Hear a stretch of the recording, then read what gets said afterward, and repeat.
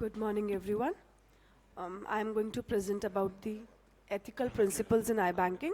This is on behalf of Dr. Rakesh Shah, as he has gone because of some emergency. So I'm going to talk more about in the ethical consideration, the Barcelona principles. I think with the iBanking community growing, we need to go back and look at what the Barcelona principle talks about in terms of ethical considerations.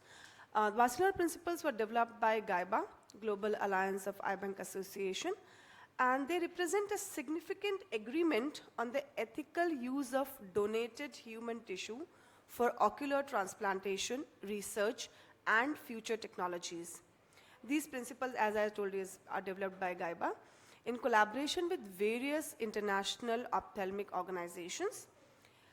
They were signed in 2018 World Ophthalmology Congress in Spain, and they serve as a global bioethical framework for iBanking practices.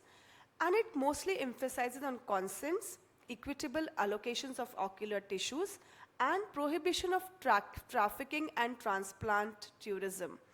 Transplant tourism is something which is not very, very common, but there are countries where people only go and for their transplants. But in India, we definitely don't promote a transplant tourism because we have a very well-defined law which talks about how the tissue is going to be allocated to a foreigner. First, it's the city from where the tissue was collected, then it goes to the state, then it goes to the zone, then it goes to the nation, and then if there is no patient available and there is a no objection certificate from the committee, then only a foreign patient can get the transplant.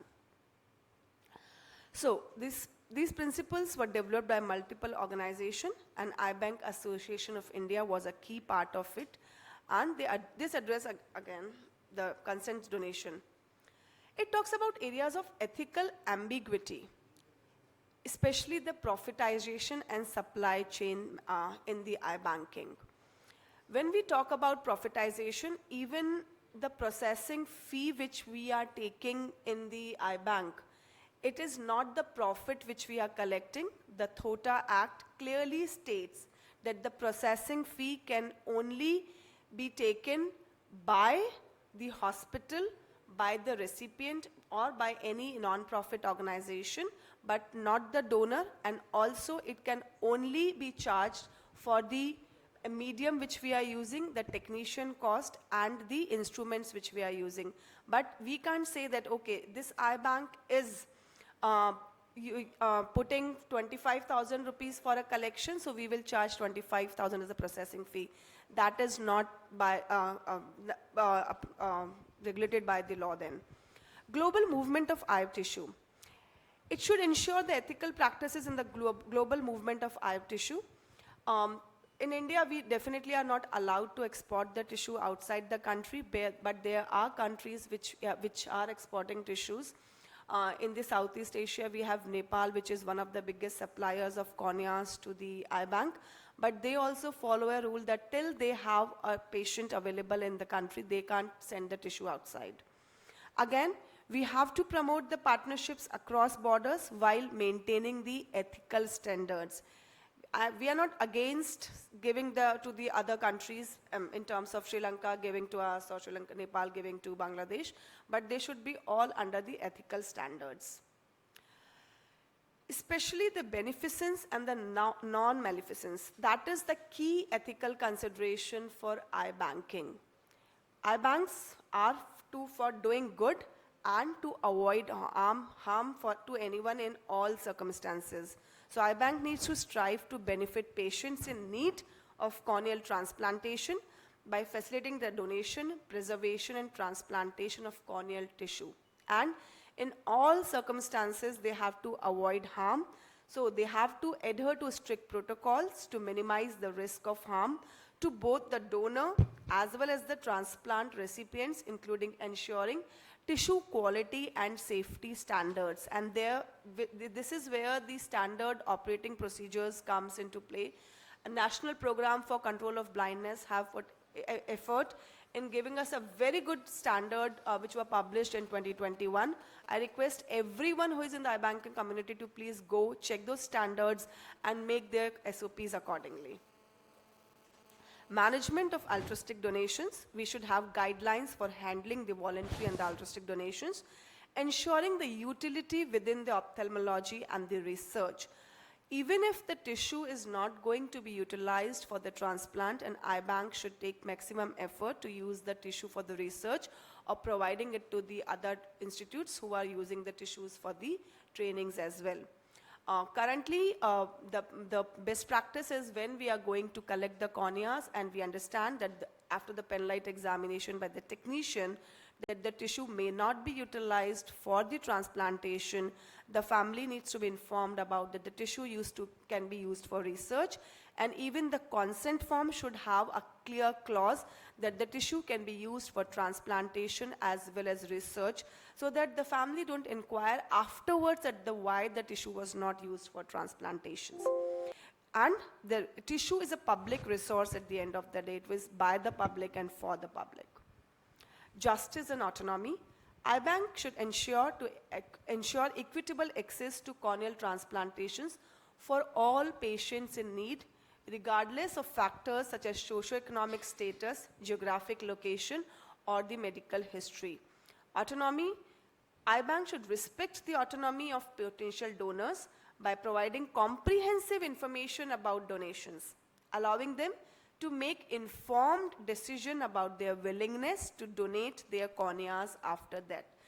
Remember, this is a willingness that the family or the potential donor needs to tell. We can't force anyone to donate the corneas.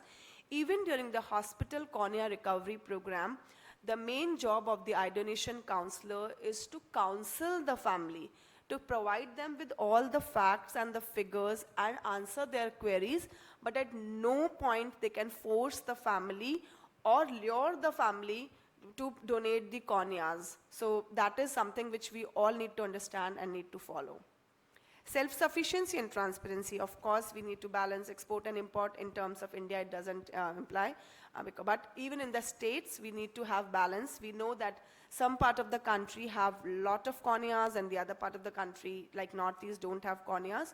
So at least the distribution should be well managed. The supply chain system should be well managed, that everyone receives the corneas and our country becomes self-sufficient in terms of corneal transplantation. We should ensure the transparency in consent and authorization when donation. Safety and quality standards, again, we have in all state, we have to uphold the safety and the quality standards and the equitable allocation of the tissue. In my latest conversation with NOTO, National Organization for Tissue Transplants and Organs, they are working on having a software to have a list of all the recipients.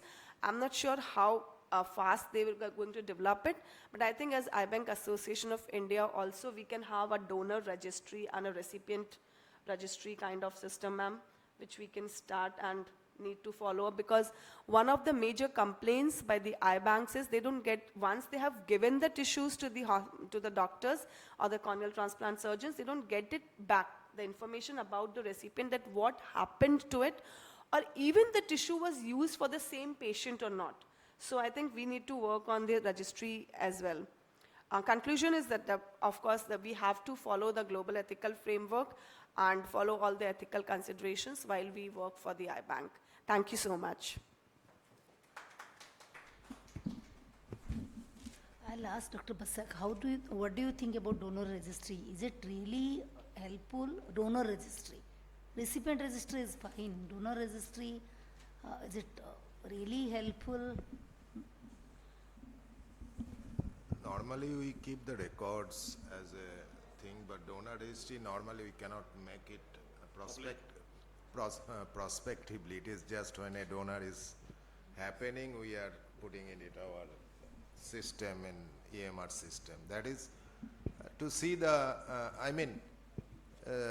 to see your work-up area, and also to see your where you are working, which area is giving the best yield in terms of that's the way we have identified certain areas in our eye bank around like 50-kilometer radius, that some of the part of those areas have the highest in a small part, and they have given the highest call, and we have harvested highest cornea from them. So we know that this area of focus, we do not Hello have to everyone. do anything in this I'll because be the public or people are sensitized already. So any death in that community, the call will come to us. So we take that example, go to the other part and try to improve the donation. That is the only logistic from our point of view. But to be frank, for other way it does not help to maintain, but you have to keep your track record. Donor registry means everything should be there, including the serology report for medical legal issues. Something happens in future, so you could trace your donor registry and you can get back to. As far as donors is concerned, maintaining those donor cards, I think most of the eye banks have stopped keeping donor cards with them because it just uses up very precious space in our eye banks with Godrej cupboards filled with cards which are of no meaning. So most eye banks now allow the patient to keep the donor card with them and ask them to display it to their relatives, keep it in a prominent place rather than keep it with the eye bank. As we know, the donor card is of no meaning because once a person dies, irrespective of whether he has filled a form or not filled a form, the eye bank personnel cannot remove the eyeball if the next of kin don't give consent, because the body belongs to the next of kin. We had a very bitter experience in Mumbai before the internet era, when the then governor of Maharashtra about 25 years ago came to the state government eye bank and expressed keen interest in eye banking, and in front of 20 cameramen signed a pledge card. And within, his name was Nawab Ali Awar Jung, royal lineage, he was governor. Within 15 days of signing the pledge card, he died. And the JJ hospital, government hospital, people went in an ambulance to Raj Bhavan to enucleate the eyes because it had come on the front page of Times, governor donates eyes, and 15 days later he actually died. So it was fresh. And his wife was extremely rude. Why have you come here? They said, sir signed this pledge card. They went with the copy of the pledge card over there. And she said, I refuse permission. So the ambulance had to come back because irrespective of the wishes of the dying person, it is the owner of the body is the next of kin. So as far as donor registration is concerned, we encourage them to, if he had shared this with her and explained to her his wishes, maybe it would have been different. Yeah, Rakhi. Sir, NATO has launched a new pledge form on their website on 17th of September, which is linked with the Aadhaar card. And you can go anytime on the website, change your information, and when you are filling up the form, at the same time they ask for the emergency contact number as well.